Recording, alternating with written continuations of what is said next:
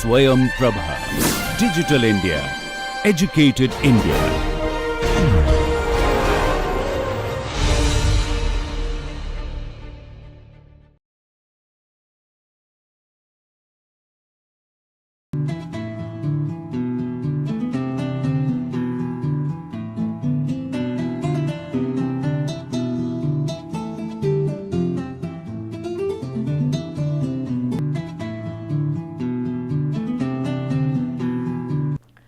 Namaskar.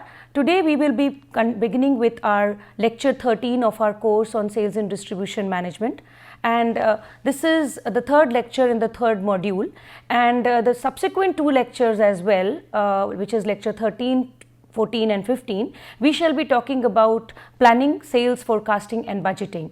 In this particular lecture, which is lecture 13, the concepts that we will be covering will be 1. The meaning of sales planning, 2. Characteristics of a good or an effective sales plan, and 3. The meaning, usage and types of sales forecasts. Subsequently, we shall be dealing with the methods of sales forecasting, and we will be talking about sales budgeting. Now, let us first start and talk about sales planning. Now, one of the key functions of sales management is planning, because as we have discussed in the earlier classes, we start with a plan and then we must execute it with our resources and be able to reach our targets. And what is also important is the control function or the control mechanism, which we shall subsequently discuss as a part of the sales budget. Now, what is sales planning? It involves making decisions about the long-term sales objectives and the targets of a company. The sales planning typically is done by the senior management of the organization, which is actually responsible for devising and a plan and assuring the execution of the sales management planning of an organization. So when we talk about sales planning, it involves making decisions about the long-term objectives of the company in terms of the sales to be earned, the profits to be generated, the market share to be earned, etc. And while it is usually devised and formulated by the senior management of the organization, the senior management is also responsible for ensuring that it is executed as planned, so the senior sales management is responsible not only for devising but also assuring the execution of the sales management planning of an organization. Now, when we talk about sales planning, we would further like to add that it is an effective method that involves activities like sales forecasting, demand management and determining sales targets, keeping in mind the desired level of profitability of an organization. Now, a sales team is the one which acts as the grassroots level. It acts at the grassroots level. It attains the targets and objectives which have been laid out or formulated in a broader sense, long term, by the senior management. So, while the senior management lays down the long range objectives or the broad horizon, it is the people at the middle and the junior level who are responsible for attaining these targets, and sales planning is very effective in determining several activities, or it involves itself in several activities like sales forecasting, demand management and determining the sales targets, keeping in mind the desired level of profitability for an organization. Now, why we are emphasizing upon profitability is that the sales planning not only it will take into account the sales to be generated, which again would be based on the forecasting, but it will also take into account the expenses that may be allowed. Now, we shall be talking about the selling or the sales volume to be earned as well as the expenses to be incurred or the allowable expenses under another topic which we will subsequently study in lecture 15, which will be the sales budget. But as for now, when we talk about the planning, the sales planning of an organization is done by the senior management, as we have discussed. A broad horizon is taken into account, the long range planning is done, the long range targets to be achieved in terms of sales, in terms of market share, etc., are formulated and devised by them.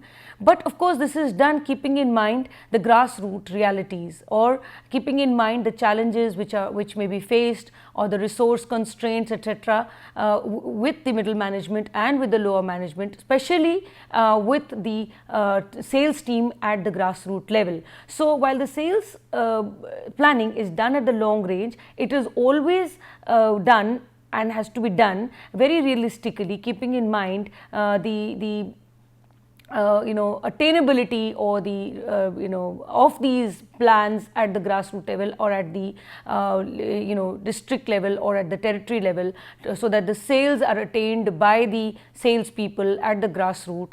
Subsequently, its branch targets or the area targets are met. Subsequently, the regional or the zonal targets are met, and so the final long range plan is actually attained. So sales planning is an effective method which will involve activities like forecasting, demand management, and the sales targets, determining the sales targets to be achieved by the middle and the lower level, especially the lower level sales team, of course keeping in mind both the sales volume and the allowable selling expenses, so that the net profitability of the organization can be attained. So sales planning will involve one, the determining the targets in terms of sales, in terms of selling volume, selling expenses allowed, and two, keeping in mind the resources, keeping in mind the constraints which may be faced by a company or by the industry at large. Now, the job of the planning team does not only stop at the determining the sales plan. It is equally important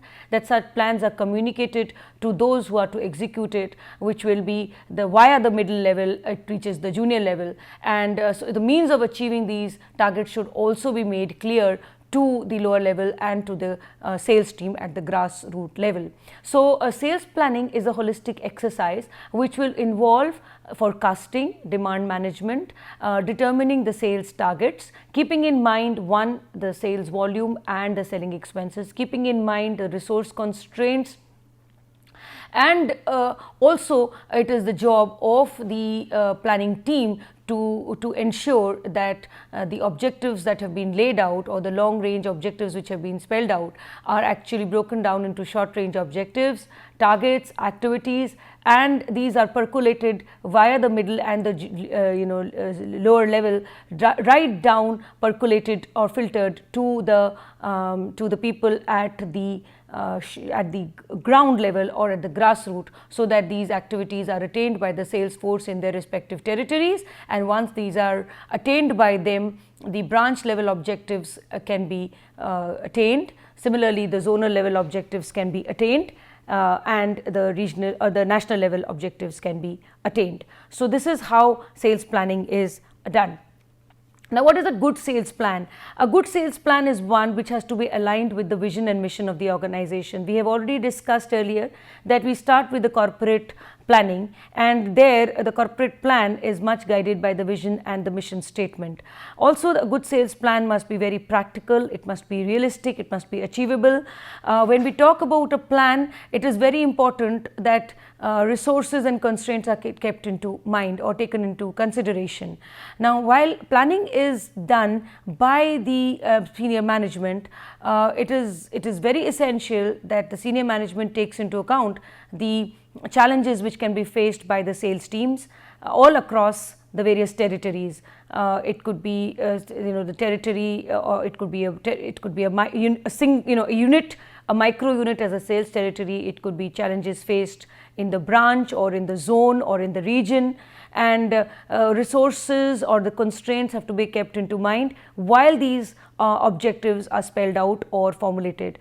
Objectives have to be difficult, yes, but they have to be realistic. They have to be challenging, but again they have to be very, very realistic, keeping in mind the resources that the salespeople are equipped with, be it financial resources, be it time, be it other kinds of challenges which they may have to face as a company or as a element in the industry or as a constituent of the particular industry. The objectives which are spelled out as a part of the planning process serve as directions for achieving the broader goals of the organization, and So it's very important that the sales plan also clearly spells out the sufficient timeline for achieving the goals of the organization. We have also discussed earlier that planning always has to be something which is time bound, and the time here acts as a constraint. It acts as something which also acts as a control mechanism.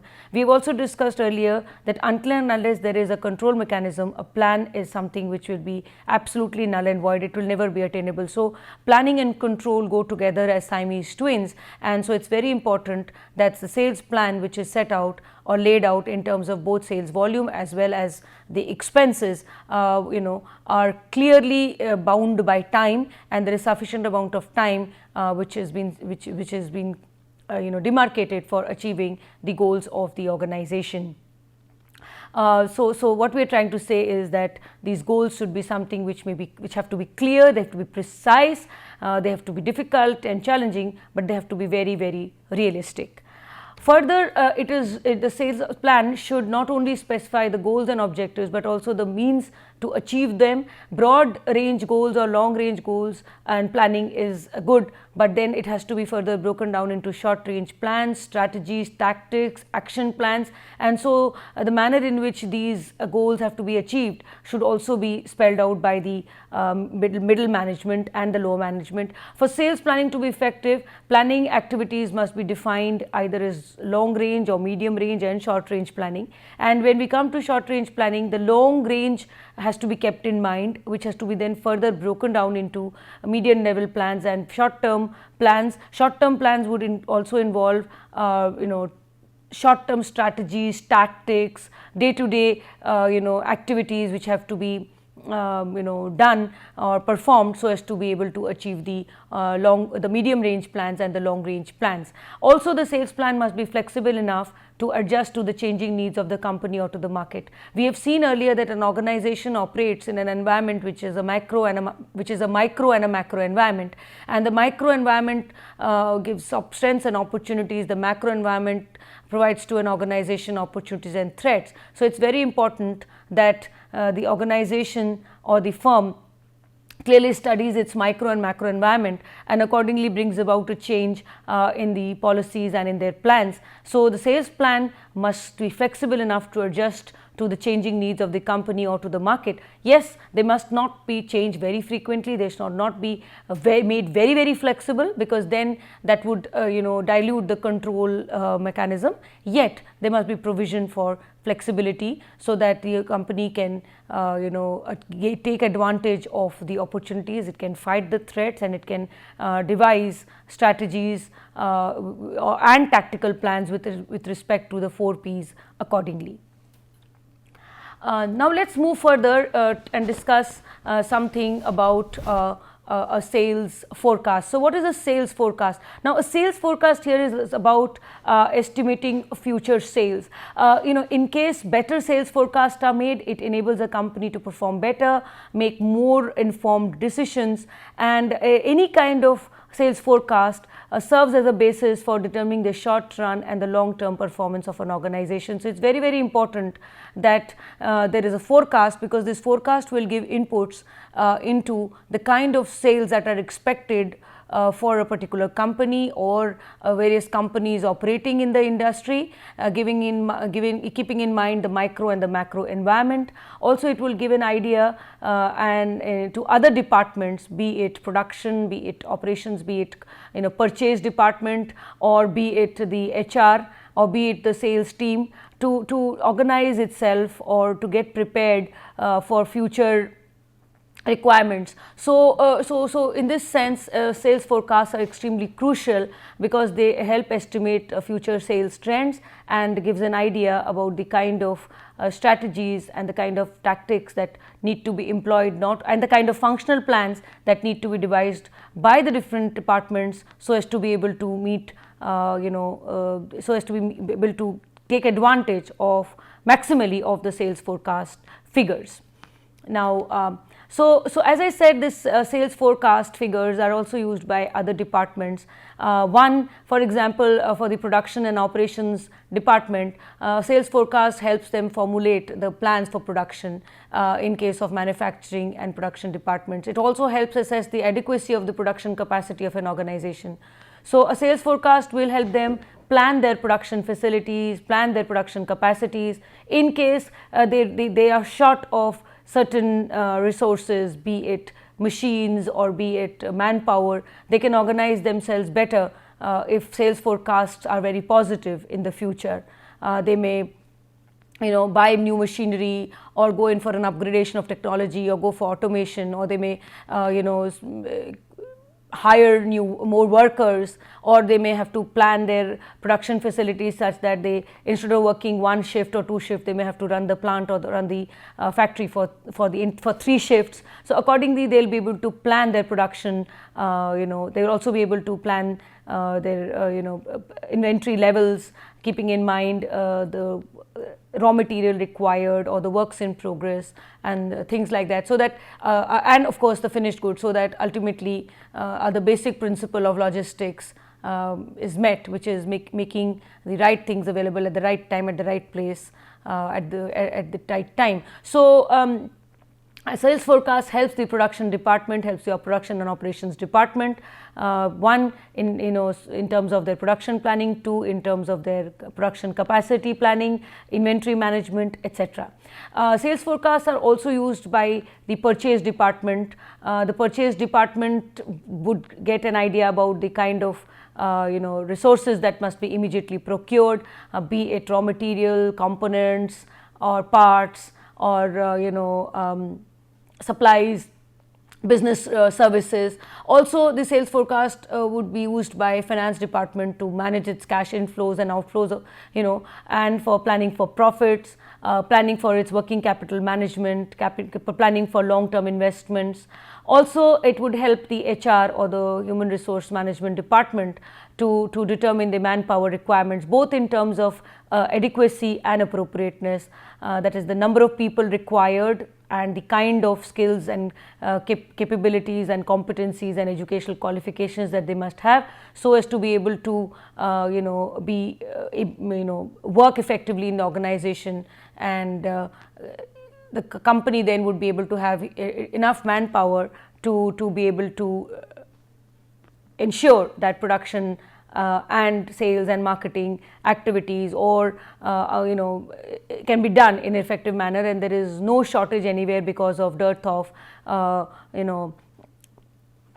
trained manpower, or either because the manpower is less or because the right kind of manpower is not available. So the HR department would also have an idea about manpower planning and be able to determine the right kind of people required in the right number, so as to be able to ensure that not only is production carried out unhampered, but also sales and marketing activities are done in the best possible manner, so that the organization is able to gain advantage of the positive sales forecast which is there in the future.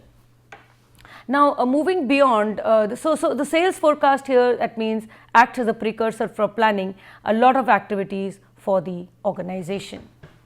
Now let us move further and talk about the different kinds of sales forecasts. So as we said, a sales forecast is an estimated unit of sales in either rupees or number of units which could be sold for a specific period of time, and a sales forecast could be prepared on the following basis. It could be a product level sales forecast, it could be a time period based sales forecast, it could also be a geographical area sales forecast. So let us first start with what a product level sales forecast is.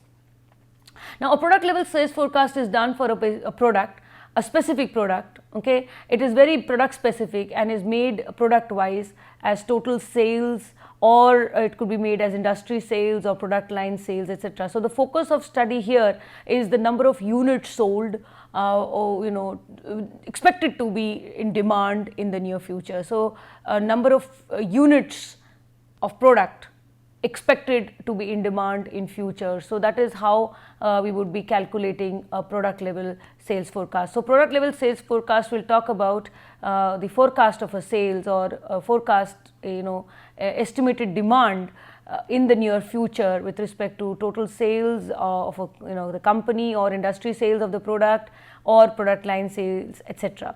When we talk of time period level, it is sales forecast which is done either as a short term or as a medium term or as a long term, And when we talk of a geographical level sales forecast, we talk of a forecast done on basis of geographical units, which could be countries, it could be regions, it could be districts. In fact, it could also be very broadly continents. So if we kind of see, for example, a particular company makes refrigerators and air conditioners and microwave ovens. So a product level forecast would be done product wise. That means what would be the industry sales or the company sales for refrigerators. Similarly, what would be the company sales or industry sales for microwaves, etc. But when it is a time period, it would be say sales for refrigerators estimated quarterly or half yearly or yearly or 5 yearly. So that would be in terms of short term, medium term or long term.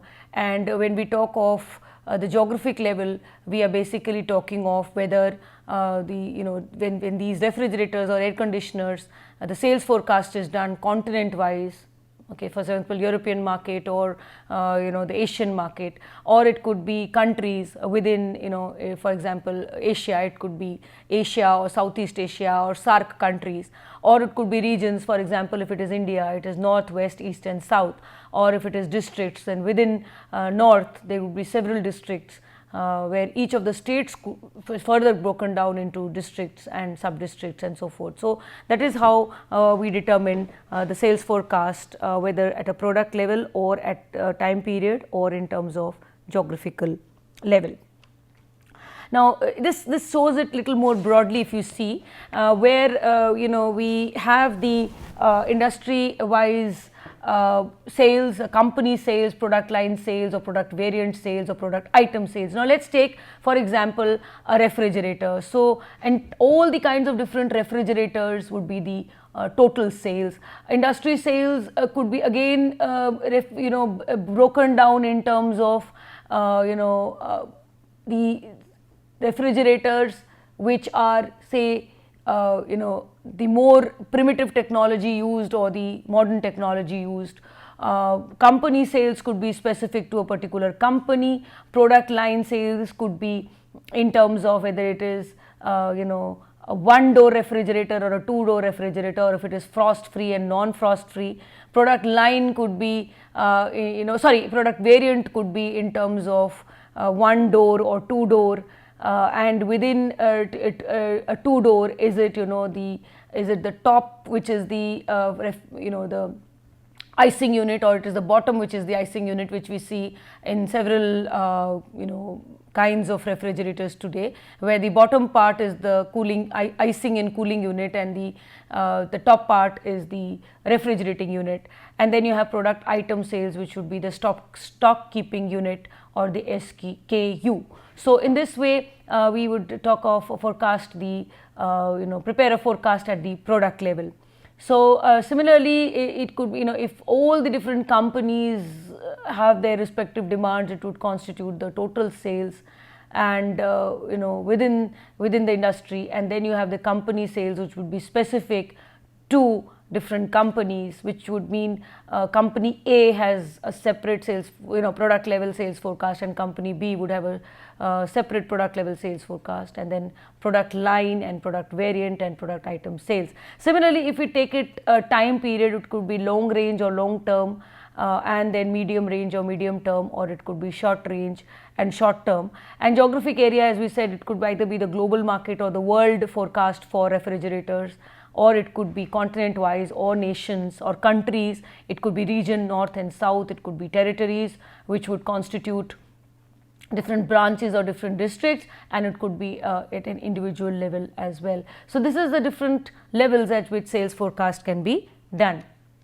Now before we move further into forecasting, let us discuss a few terms very relevant to sales forecasting. So first is a market potential. So what is market potential here? When we talk of market potential, we say it is the maximum sales or the best possible sales which companies in a particular industry can earn for a given product or service in a distinct time period. So this is how we explain market potential to be. It is the best possible sales which companies in a particular industry can earn for a particular product or a particular service in a given time period or in a distinct time period. Now, for determining the market potential, all the products and services marketed by all the companies in industry are taken into consideration, and such a calculation could be made in monetary units like rupees or dollars for a specific time period, which in most cases is a year.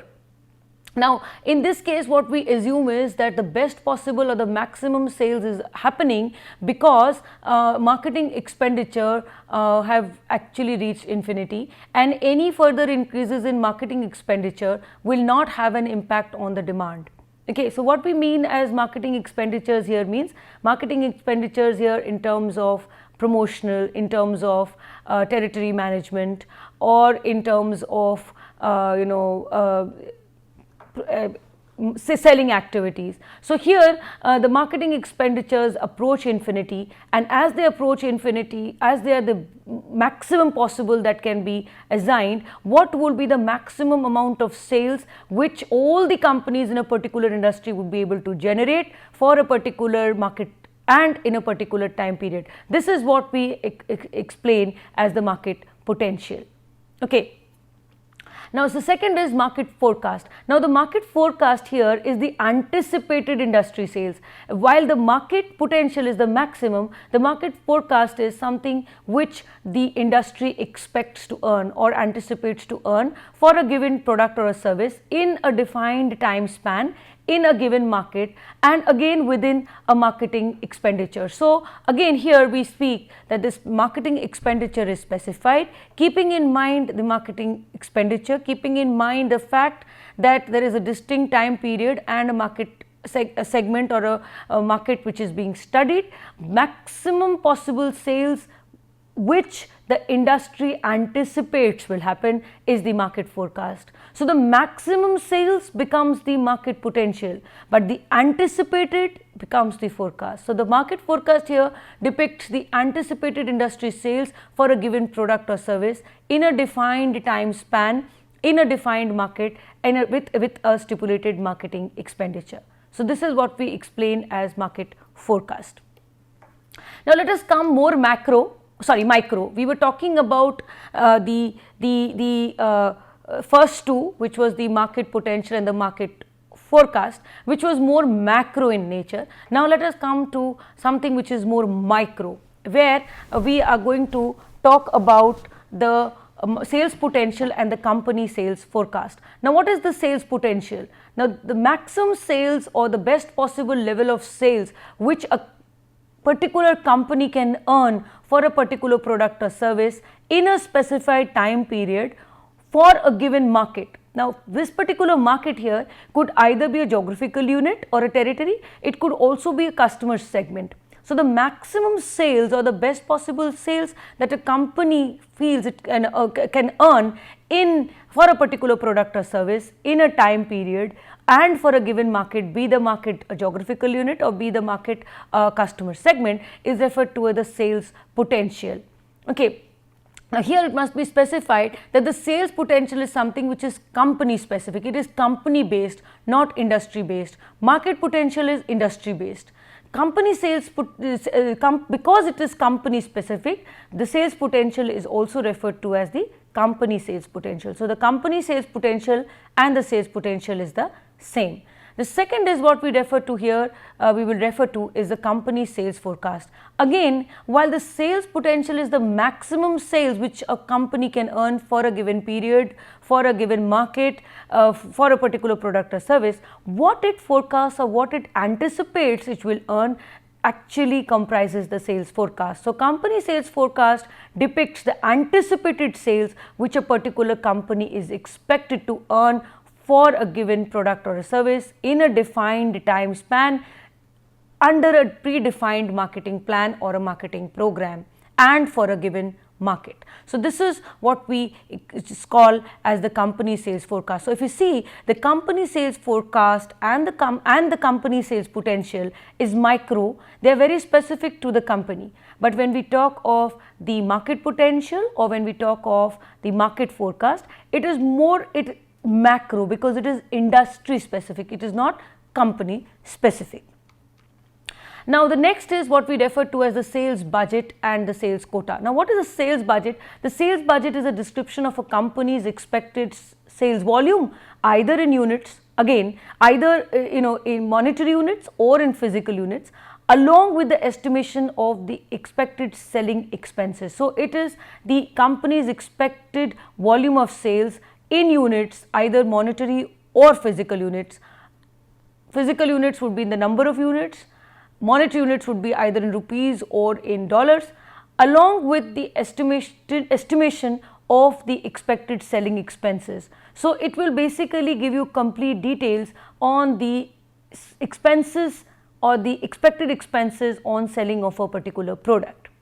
Okay, so, one, it talks about the volumes, second, it talks about the selling expenses, and in a way it talks about the kind of selling expenses which can happen, which will one should incur or will incur to earn a particular level of sales volume. The next thing is the sales quota. Now, the sales quota or the sales target is the performance goal which is set for a marketing unit.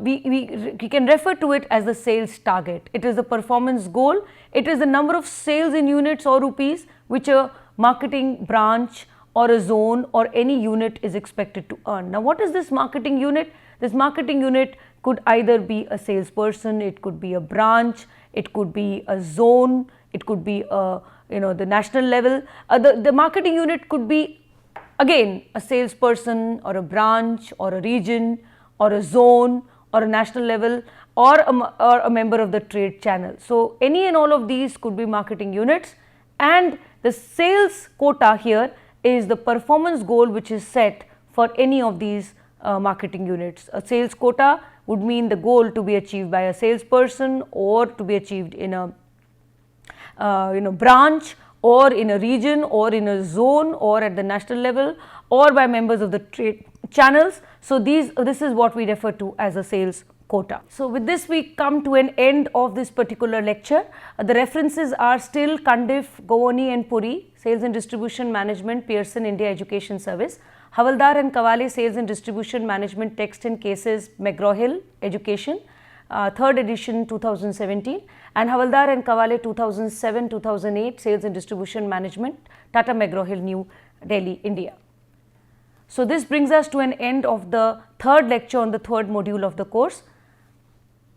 I hope you have found this lecture beneficial. Thank you.